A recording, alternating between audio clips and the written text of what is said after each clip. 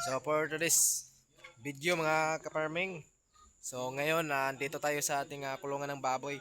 So shout out nga pala sa mga Bisaya dyan. So Bisaya din po ako. Shout out sa inyo mga kaparming. Ayan po, papunta po tayo sa ating kulungan ng baboy. Yan. So dito na ako. So dito na ako sa kulungan ng aking baboy. Yan mga kaparming, no. So pasensya na po kayo, medyo pangit yung camera natin. Ayan po. Yan. So maliit pa po itong ating maliit lang po itong kulungan natin mga kaparming, maliit lang. Ayan o. Ayan o. Ayan po yung mga biik natin o. Apat yan. So naka ano pa po itong apat na biik natin, naka pre-starter, no? Pre-starter yung Pigrolac. Yan o. Okay. Yan, apat. Apat natin na mga white piglets.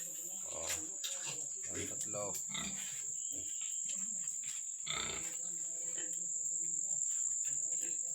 Yan. Yan yung tatlo. Yan. Tatlong palakihin. No? Ito naman yung gawin nating inahin. Yan.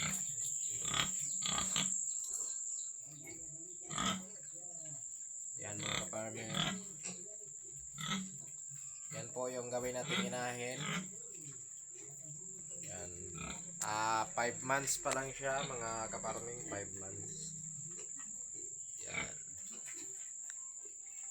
So, ang pinakapakain ko po mga kaparming sa aking baboy is Pigrolac na brand. So, ano po yung brand ng pinapakain nyo mga kaparming? So, first time ko po magsimula dito sa pagbababoy. So, ano po yung maganda mga kaparming? Yung mabilis lumaki. Ano yung mga dapat nating i-vitamins? So, paki-comment naman dyan para may idea din ako at may ituro ko din sa mga viewers ko. Ayan po. Ito mga piglets na to, nasa ano na siya, nasa wala pa siyang 1 month, no. Simula nung iwalay siya sa inahin, no. Ayan, mga ano pa ata to, 40 plus this o 50 na ba. Yan, basta di pa siya 2 months, di pa. At ito naman is itong tatlo na to. Yan. Yan yung isa. Itong tatlo is nasa ano, nasa mag 1 month siya ngayong April 20. So simula nung pagwalay. Bale 1 month simula nung since birth, tapos